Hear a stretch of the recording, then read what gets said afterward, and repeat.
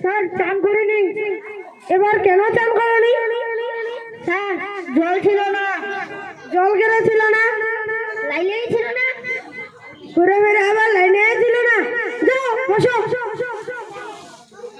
তুমি বলো তোমার কেন বলা হয়নি? লাইন ছিল না। তোমারও লাইন ছিল না। আর কি আর লাইন কি আর আসেনি? স্যার আসছিল, যখন পড়তে বসেছি তখন লাইন চলে গেছে। তারপর আর আসেনি হয়েছিল। রবীন্দ্রনাথ ঠাকুরের জন্ম হয়েছিল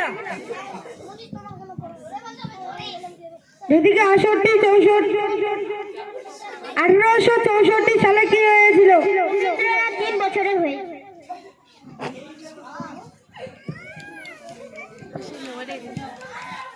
তুমি বলো একজন সায়েন্টিস্টের নাম।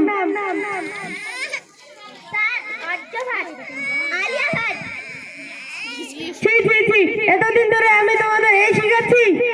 না না স্যার, একটু তোতলা তো বলতে চাইছে আর্যভট্ট ও বলে দিচ্ছে আলিয়াভট্ট। ও ঠিক আছে বসো। সামনে যদি বুদ্ধি আর টাকা রাখা যায় তাহলে তুমি কোনটা নিবা? স্যার আমি টাকা নিব। তো বুদ্ধিও নিতাম। স্যার এর জন্য তো বলে যার যেটা প্রয়োজন থাকে সেটাই নিতে হয়। আজকের ক্লাসে